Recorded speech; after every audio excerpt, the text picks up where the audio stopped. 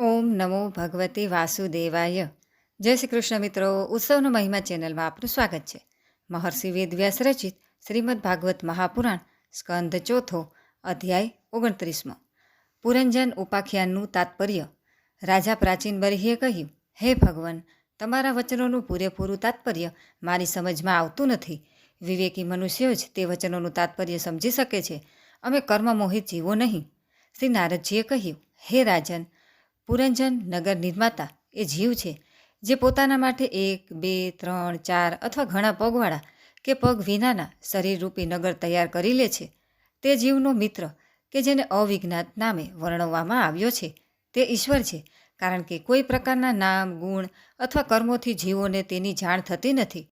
જીવે જ્યારે સુખ દુઃખરૂપી બધા જ પ્રાકૃત વિષયોને ભોગવવાની ઈચ્છા કરી ત્યારે તેણે બીજા શરીરોને બદલે 9 દ્વાર તથા 2 હાથ અને 2 પગવાળું માનવ શરીર જ પસંદ કર્યું. બુદ્ધિ અથવા અવિદ્યાને જ તમે પુરંજની નામની સ્ત્રી જાણો. એના જ કારણે દેહ, ઇન્દ્રિયો વગેરેમાં હુંપણા, મારાપણાનો ભાવ ઉત્પન્ન થાય છે અને મનુષ્ય તેનો જ આશ્રય લઈને શરીરમાં ઇન્દ્રિયો વડે વિષયોનો ભોગ કરે છે. 10 ઇન્દ્રિયો એ જ તેના મિત્રો છે કે જેમના થકી બધા પ્રકારના જ્ઞાન અને ક્રિયાઓ થાય છે. ઇન્દ્રિયોની વૃત્તિઓ એ જ તેની સખીઓ છે અને પ્રાણ, અપાન, વ્યાન, ઉદાન સમાનરૂપી 5 વૃત્તિઓવાળો પ્રાણવાયુ એ જ નગરનું રક્ષણ કરનારો 5 ફણાવાળો સર્પ છે. બંને પ્રકારની જ્ઞાન અને કર્મની ઇન્દ્રિયોના નાયક મનને જ 11મો મહાબળવાન યોદ્ધો જાણવો જોઈએ. શબ્દ વગેરે 5 વિષયો એ જ પાંચાલ દેશ છે, જેની વચ્ચે તે 9 દરવાજાઓવાળું નગર વસેલું છે. તે નગરમાં એક સ્થળે જે 2 દરવાજા બતાવવામાં આવ્યા હતા તે 2 નેત્ર ગોલકો, 2 નાસિકા છિદ્રો અને 2 કર્ણ છિદ્રો છે. તેમની સાથે મુખ, લિંગ અને ગુદા એ અન્ય 3ને સાથે ગણતા કુલ 9 દ્વાર છે. તેમનામાં જ થઈને તે જીવ ઇન્દ્રિયોની સાથે બાહ્ય વિષયોમાં જાય છે. એમાં 2 નેત્ર ગોલકો, 2 નાસિકા છિદ્રો અને 1 મુખ એ 5 પૂર્વાભિમુખ દ્વાર છે. જમણા કાનને દક્ષિણનું અને ડાબા કાનને ઉત્તરનું દ્વાર સમજવું જોઈએ. ગુદા અને લિંગ એ નીચેના 2 છિદ્રો પશ્ચિમના દ્વાર છે. ખદ્યોતા અને આવિર્મુખી નામના જે 2 દરવાજા એક જ સ્થળે બતાવ્યા હતા તે નેત્ર ગોલકો છે તથા રૂપ એ વિભાજિત નામનો દેશ છે, જેનો અનુભવ જીવ આ દ્વારોથી ચક્ષુ ઇન્દ્રિયની મદદથી કરે છે. ચક્ષુ ઇન્દ્રિયને જે પહેલાં ધ્યુમાન નામનો મિત્ર કહેવામાં આવ્યો છે. 2 નાસિકા છિદ્રો એ જ નલિની અને નાલિની નામના દરવાજા છે અને નાસિકાનો વિષય ગંધ એ જ સૌરભ દેશ છે તથા ઘ્રાણેન્દ્રિય એ જ અવધાતુ નામનો મિત્ર છે. મુખ એ મુખ્ય નામનો દરવાજો છે. તેમાં રહેનારી વાક ઇન્દ્રિય વિપણ એ પહેલો મિત્ર છે અને રસના ઇન્દ્રિય એ રસવિદ નામનો બીજો મિત્ર છે. વાણીનો વ્યાપાર એ આપણ છે અને જાત જાતના અન્ન એ બહુધન છે તથા જમણો કાન પિતૃ અને ડાબો કાન દેવહુ કહેવામાં આવ્યો છે. કર્મકાંડ રૂપ પ્રવૃત્તિ માર્ગનું શાસ્ત્ર અને ઉપાસના કાંડ રૂપ નિવૃત્તિ માર્ગનું શાસ્ત્ર એ જ ક્રમશઃ દક્ષિણ પાંચાલ અને ઉત્તર પાંચાલ દેશ છે. તેમને સ્વર્ણેન્દ્રિય રૂપ શ્રુતધરની મદદથી સાંભળીને જીવ ક્રમશઃ પિતૃયાન માર્ગે અને દેવયાન માર્ગે જાય છે. લિંગ એ જ આસુરી નામનું પશ્ચિમનું દ્વાર છે. સ્ત્રી પ્રસંગ એ ગ્રામક નામનો દેશ છે અને લિંગમાં રહેનારી ઉપસ્થ ઇન્દ્રિય એ જ દુર્મદ નામનો મિત્ર છે. ગુદા એ નિરુતિ નામનું પશ્ચિમનું દ્વાર છે. નરક એ વૈશસ નામનો દેશ છે અને ગુદામાં રહેનારી પાયુ ઇન્દ્રિય એ લુબ્ધક નામનો મિત્ર છે. આ સિવાય 2 પુરુષો અંધ બતાવવામાં આવ્યા હતા. તેમનું રહસ્ય પણ સાંભળો. તેઓ હાથ અને પગ છે.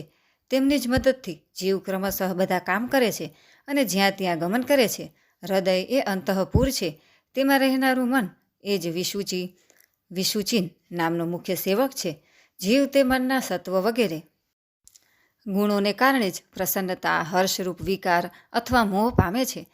બુદ્ધિ રાજમહર્ષિ પુરંજીની જે પ્રકારે સ્વપ્નાવસ્થામાં વિકાર પામે છે અને જાગ્રત અવસ્થામાં ઇન્દ્રિયોને વિકૃત કરે છે, તેના ગુણોથી લેપાઈને આત્મા પણ તે રૂપમાં જ તેની વૃત્તિઓનું અનુકરણ કરવાને બાધ્ય થાય છે. જોકે વાસ્તવમાં તો તે તેમનો વિકાર રહિત સાક્ષી માત્ર જ છે. શરીર એ જ રથ છે. તેમાં જ્ઞાનેન્દ્રિયો રૂપી 5 ઘોડા જોતરેલા છે. જોવામાં સંવત્સર રૂપ કાળના જેવો જ તેનો અપ્રતિહત વેગ ગતિ છે. વાસ્તવમાં તો તે ગતિહીન છે. પુણ્ય અને પાપ આ 2 પ્રકારના કર્મો એ જ તેના પૈડા છે. 3 ગુણો એ ધજાઓ છે. 5 પ્રાણ એ દોરીઓ છે. મન એ લગામ છે. બુદ્ધિ એ સારથી છે. હૃદય એ બેઠક છે. સુખ દુઃખ વગેરે દ્વંદ્વો એ ધૂસરી છે.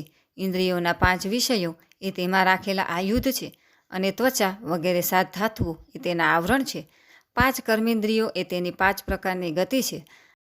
આ રથ પર ચડીને રથીરૂપી આ જીવ મૃગતૃષ્ણા જેવા મિથ્યા વિષયો તરફ દોડે છે. 11 ઇન્દ્રિયો, 5 જ્ઞાનેન્દ્રિયો, 5 કર્મેન્દ્રિયો અને 1 મન એ તેની સેના છે તથા 5 જ્ઞાનેન્દ્રિયો વડે તે ઇન્દ્રિયોના વિષયોને અન્યાયપૂર્વક ગ્રહણ કરવા એ જ તેનું શિકાર ખેલવું છે. જેના વડે કાળનું જ્ઞાન થાય છે તે સંવત્સર એ જ ચંડવેગ નામનો ગંધર્વરાજ છે. તેને આધીન જે 308 ગંધર્વો બતાવવામાં આવ્યા હતા તેઓ દિવસો છે અને 360 ગંધર્વીઓ એ રાત્રિઓ છે. એ ક્રમાનુસાર ચક્કર લગાવતા રહીને મનુષ્યના આયુષ્યને હરતા રહે છે. વૃદ્ધાવસ્થા એ જ સાક્ષાત કાળ કન્યા છે. તેને કોઈ પણ પુરુષ પસંદ કરતો નથી. ત્યારે મૃત્યુરૂપ યવનરાજે જગતનો સંહાર કરવા માટે તેનો બહેન માનીને સ્વીકાર કરી લીધો. આધિ માનસિક ક્લેશો અને વ્યાધિ રોગ વગેરે શારીરિક દુઃખો એ જ તે યવનરાજના પગપાળા ચાલનારા સૈનિકો છે તથા પ્રાણીઓને પીડા પહોંચાડીને સત્વરે મૃત્યુના મુખમાં લઈ જનારો શીત અને ઉષ્ણ 2 પ્રકારનો જ્વર, ટાઢીઓ અને ઊનો તાવ એ જ પ્રજ્વાર નામનો તેનો ભાઈ છે. આ પ્રમાણે આ દેહાભિમાની જીવ અજ્ઞાનથી આચ્છાદિત થઈને અનેક પ્રકારના આધિભૌતિક, આધ્યાત્મિક અને આધિદૈવિક કષ્ટો ભોગવતો 100 વર્ષ સુધી મનુષ્ય શરીરમાં પડ્યો રહે છે. વાસ્તવમાં તો તે નિર્ગુણ છે, પરંતુ પ્રાણ, ઇન્દ્રિયો અને મનના ધર્મોને પોતાનામાં આરોપિત કરીને હુંપણા, મારાપણાના અભિમાનથી બંધાઈને ક્ષુદ્ર વિષયોનું ચિંતન કરતો રહીને જાત જાતના કર્મો કરતો રહે છે.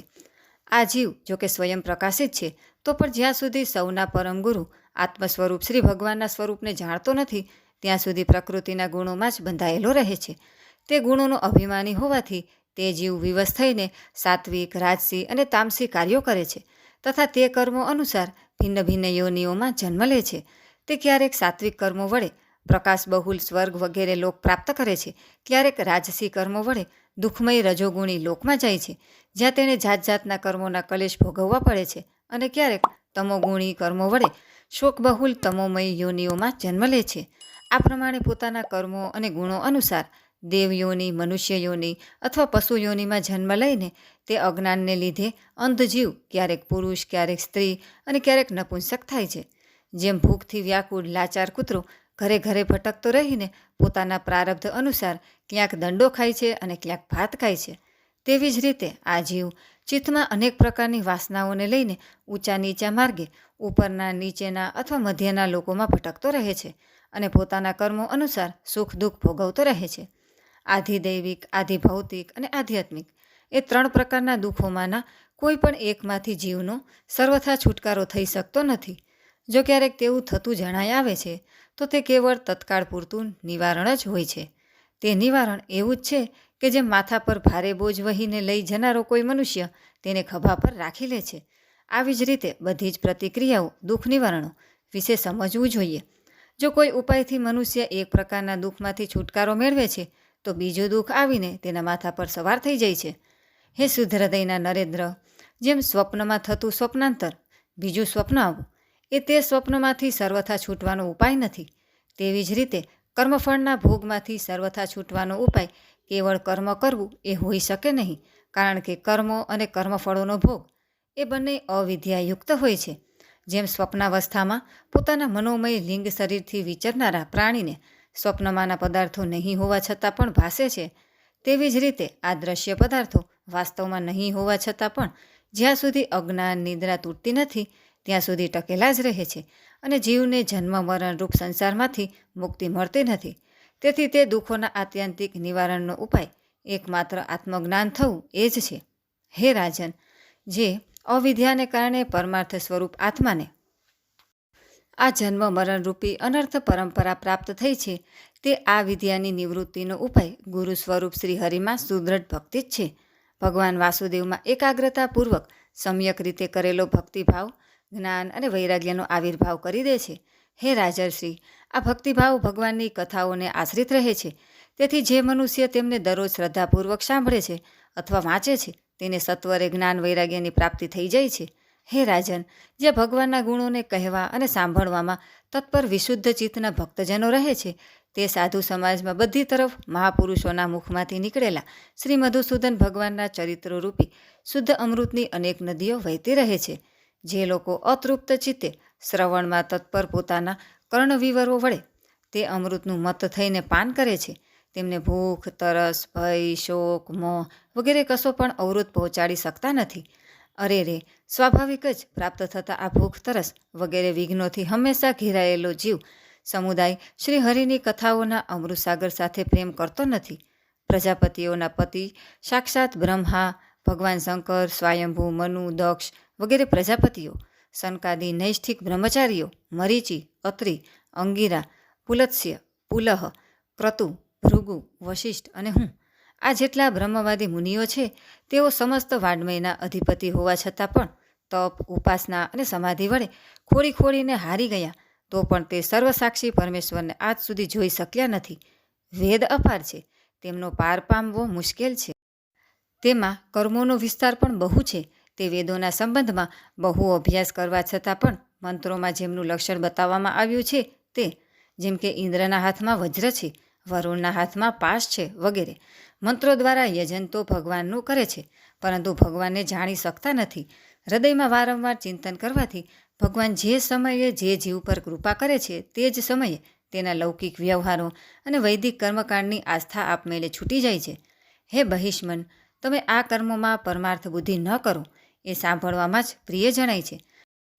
પરમાર્થનો તો સ્પર્શ પણ કરતા નથી. આ કર્મ પરમાર્થ જેવા દેખાય છે, તેમાં કેવળ અજ્ઞાન જ કારણ છે. જે મલિનમતી કર્મવાદી લોકો વેદને કર્મપરક બતાવે છે, તેઓ વાસ્તવમાં તેનું મર્મ જાણતા નથી. આનું કારણ એ જ છે કે તેઓ પોતાના સ્વરૂપભૂત લોક આત્મતત્વને જાણતા નથી, કે જ્યાં સાક્ષાત શ્રી જનાર્દન ભગવાન વિરાજમાન છે. પૂર્વ તરફ અગ્રભાગવાળા કુશોથી સમસ્ત ભૂમંડળને આચ્છાદિત કરીને અનેક પશુઓનો વધ કરવાથી તમે ઘણા કર્માભિમાની અને ઉદ્ધત થઈ ગયા છો, પરંતુ વાસ્તવમાં તમને કર્મ અથવા ઉપાસના કોઈના રહસ્ય ખબર નથી. વાસ્તવમાં કર્મ અને વિદ્યા તો એ જ છે કે જેનાથી શ્રીહરિને પ્રસન્ન કરી શકાય અને ભગવાનમાં ચિત્ત જોડાઈ જાય. શ્રીહરિ સમસ્ત દેહધારીઓના આત્મા, નિયામક અને સ્વતંત્ર કારણ છે. તેથી તેમના ચરણકમળ જ મનુષ્યોનો એકમાત્ર આશ્રય છે અને તેમનાથી જ સંસારમાં સૌનું કલ્યાણ થઈ શકે છે. જેનાથી કોઈને અણુમાત્ર પણ ભય થતો નથી, તે જ તેનો પ્રિયતમ આત્મા છે. આવું જે મનુષ્ય જાણે છે તે જ જ્ઞાની છે, અને જે જ્ઞાની છે તે જ ગુરુ તેમજ સાક્ષાત શ્રી હરિ છે. શ્રી નારદજી કહે છે, હે પુરુષ શ્રેષ્ઠ, અહીં સુધી જે કંઈ કહેવામાં આવ્યું છે તેનાથી તમારા પ્રશ્નનો ઉત્તર મળી ગયો. હવે હું સારી પેઠે નિશ્ચિંત કરાયેલું એક ગુપ્ત સાધન બતાવું છું, તે ધ્યાન દઈને સાંભળો. પુષ્પવાટિકામાં પોતાની હરણી સાથે વિહાર કરતો એક હરણ મસ્તક ઘૂમી રહ્યો છે. તે દુર્વા વગેરે નાના નાના તૃણાકુરો ચરી રહ્યો છે. તેના કાન ભમરાઓનો ગુંજરાવ સાંભળવામાં રત છે. તેની સામે જ બીજા જીવોને મારીને પોતાનું પેટ પાડનારા વરુ લાગ જોતા ઊભા છે, અને પાછળથી પારઘીએ વીંધી નાખવા માટે તેના પર બાણ છોડ્યું છે. પરંતુ હરણ એટલો બેસૂધ છે કે તેને તેની કંઈ પણ ખબર નથી. આ હરણની દશાનો એકવાર વિચાર તો કરો. હે રાજન, આ રૂપકનું તાત્પર્ય સાંભળો. આ મૃતપાય હરણ એ તમે જ છો. તમે પોતાની દશાનો વિચાર કરો. પુષ્પોની જેમ આ સ્ત્રીઓ કેવળ દેખાવમાં જ સુંદર છે. આ સ્ત્રીઓના રહેવાનું ઘર એ જ પુષ્પ વાટિકા છે. આમાં રહીને તમે પુષ્પોના મધ અને ગંધ જેવા ક્ષુદ્ર સકામ કર્મોના ફળરૂપ જીવા અને જનનેન્દ્રિયને પ્રિય લાગતા ભોજન તથા સ્ત્રીસંગ વગેરે તુચ્છ ભોગો ખોડી રહ્યા છો. સ્ત્રીઓથી ઘેરાયેલા રહો છો અને પોતાના મનને તમે તેમનામાં જ ફસાયેલું રાખ્યું છે. પત્ની પુત્રોનું મીઠી બોલવું એ જ ભમરાઓનો મધુરવ ગુંજરાવ છે. તમારા કાન તેમાં જ અત્યંત આસક્ત થઈ રહ્યા છે. સામે જ વરુઓના ટોળા જેવા કાળના અંશ રાત દિવસ તમારા આયુષ્યને હરી રહ્યા છે, પણ તમે તેની જરાય પરવા નહીં કરતા ગૃહસ્થીના સુખોમાં મસ્ત થઈ રહ્યા છો. તમારી પાછળ ચૂપચાપ લાગ ખોરતો શિકારી એટલે કે કાળ પોતાના છાના બાણથી તમારા હૃદયને દૂરથી જ વીંધી નાખવા ઈચ્છે છે. આ પ્રમાણે પોતાને હરણના જેવી દશામાં જુઓ અને તમે પોતાના ચિત્તનો હૃદયમાં નિરોધ કરો તથા નદીની જેમ વહેતી સ્વર્ણેન્દ્રિયની બાહ્ય વૃત્તિને ચિત્તમાં સ્થાપિત કરો. જ્યાં કામી મનુષ્યોની ચર્ચા થતી રહે છે તે ગૃહસ્થાશ્રમને ત્યજીને પરમહંસોના આશ્રય શ્રી હરિને પ્રસન્ન કરો અને ક્રમશઃ બધા જ વિષયોમાંથી વિરત થઈ જાઓ.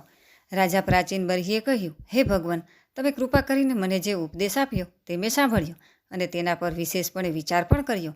મને કર્મોનો ઉપદેશ આપનારા આ આચાર્યોને ચોક્કસ આનું જ્ઞાન નથી. જો તેઓ આ વિષય જાણતા હોત તો મને આનો ઉપદેશ કેમ ન કર્યો? હે વિપ્રવર, મારા ઉપાધ્યાયોએ આત્મતત્વના વિષયમાં મારા હૃદયમાં જે મોટો સંશય ઊભો કર્યો હતો તેનું તમે સંપૂર્ણપણે છેદન કરી દીધું. આ વિષયમાં તો ઇન્દ્રિયોની ગતિ નહીં હોવાને કારણે મંત્રદ્રષ્ટા ઋષિઓને પણ મોહ થઈ જાય છે. વેદવાદીઓનું એ કથન ઠેર ઠેર સાંભળવામાં આવે છે કે મનુષ્ય આ લોકમાં જેના થકી કર્મ કરે છે તે સ્થૂળ શરીરને અહીં છોડી જાય છે અને પરલોકમાં કર્મોથી જ બનેલા બીજા શરીરથી તે કર્મોના ફળ ભોગવે છે. પણ આ વાત કેવી રીતે બની શકે? કારણ કે તે કર્મોનો કરતા સ્થૂળ શરીર તો અહીં જ નષ્ટ થઈ જાય છે. આ સિવાય જે કર્મો અહીં કરવામાં આવે છે તેઓ તો બીજી જ ક્ષણે અદૃશ્ય થઈ જાય છે. તે કર્મો પરલોકમાં ફળ આપવા માટે કેવી રીતે ફરીથી પ્રગટ થઈ શકે? શ્રી નારદજીએ કહ્યું, હે રાજન, સ્થૂળ શરીર તો લિંગ શરીરને આધીન છે, તેથી કર્મોની જવાબદારી તેની છે.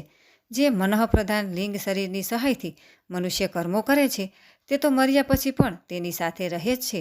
તેથી તે પરલોકમાં અપરોક્ષ રૂપે સ્વયં તેના જ વડે તે કર્મફળો ભોગવે છે. સ્વપ્નાવસ્થામાં મનુષ્ય આ જીવિત શરીરનું અભિમાન તો છોડી દે છે, પરંતુ તેના જ જેવા અથવા તેના કરતાં ભિન્ન પ્રકારના પશુ પક્ષી વગેરેના શરીરથી તે મનમાં સંસ્કાર રૂપે રહેલા કર્મોનું ફળ ભોગવતો રહે છે. આ મન વડે જીવ જે પત્ની, પુત્ર વગેરેને આ મારા છે અને શરીર વગેરેને આ હું છું એમ કહીને માને છે, તેમના વડે કરાયેલા પાપ પુણ્ય રૂપ કર્મોને પણ તે પોતાની ઉપર લઈ લે છે અને તે કર્મોને કારણે તેણે વ્યર્થ ફરીથી જન્મ લેવો પડે છે. જેમ જ્ઞાનેન્દ્રિયો અને કર્મેન્દ્રિયો બંનેના કાર્યોથી તેમના પ્રેરક ચિત્તનું અનુમાન કરવામાં આવે છે, તે જ રીતે ચિત્તને ભિન્ન ભિન્ન પ્રકારની વૃત્તિઓથી પૂર્વજન્મના કર્મોનું ફળ પણ અનુમાન થાય છે. તેથી કર્મો અદ્રષ્ટ રૂપે ફળ આપવા માટે કાળાંતરે મોજૂદ રહે છે. ક્યારેક ક્યારેક જોવામાં આવે છે કે જે વસ્તુઓનો આ શરીરથી ક્યારેય અનુભવ કર્યો નથી, ક્યારેય જેને જોઈ નથી, જેના વિશે સાંભળ્યું પણ નથી, તે વસ્તુનો સ્વપ્નમાં તે જેવી હોય છે તેવો જ અનુભવ થઈ જાય છે. હે રાજન, તમે નક્કી માનો કે લિંગ દેહના અભિમાની જીવને તેનો અનુભવ પૂર્વજન્મમાં થઈ ચૂક્યો છે, કારણ કે જે વસ્તુ પહેલાં અનુભવી હોતી નથી તેની મનમાં વાસના પણ હોઈ શકતી નથી. હે રાજન, તમારું કલ્યાણ થાઓ. મન જ મનુષ્યના પહેલાંના રૂપો તથા ભવિષ્યના શરીર વગેરે પણ બતાવી દે છે, અને જેમનો ભવિષ્યનો જન્મ થવાનો હોતો નથી તે તત્વવેત્તાઓની વિદેહ મુક્તિની જાણ પણ તેમના મનથી જ થઈ જાય છે. ક્યારેક ક્યારેક સ્વપ્નમાં દેશ, કાળ અથવા ક્રિયા સંબંધી એવી વસ્તુઓ પણ જોવામાં આવે છે કે જે પહેલાં ક્યારેય જોઈ હોતી નથી કે જેના વિશે સાંભળ્યું હોતું નથી, જેમ કે પર્વતની ટોચ પર સમુદ્ર, દિવસે તારાનું દર્શન અથવા પોતાનું માથું કપાયેલું દેખાવું વગેરે. આ વસ્તુઓના દેખાવમાં નિદ્રા દોષને જ કારણભૂત માનવો જોઈએ. મનની સામે ઇન્દ્રિયોથી અનુભવવા યોગ્ય પદાર્થો જ ભોગરૂપે વારંવાર આવે છે અને ભોગ સમાપ્ત થતાં ચાલ્યા જાય છે.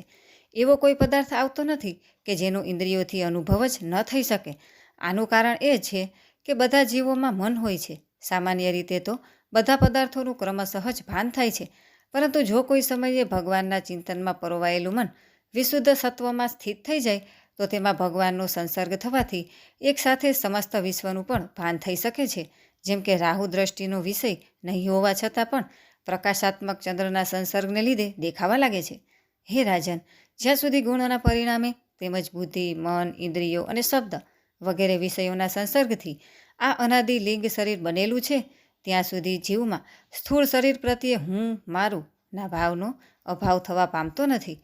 સુષુપ્તિ, મૂર્છા, અત્યંત દુઃખ તથા મૃત્યુ અને તીવ્ર જ્વર વગેરે સમયે પણ ઇન્દ્રિયોની વ્યાકુળતાને કારણે હુંપણા અને મારાપણાની સ્પષ્ટ પ્રતીતિ થતી નથી, કારણ કે તે સમયે પણ તેનું અભિમાન તો ટકેલું જ હોય છે.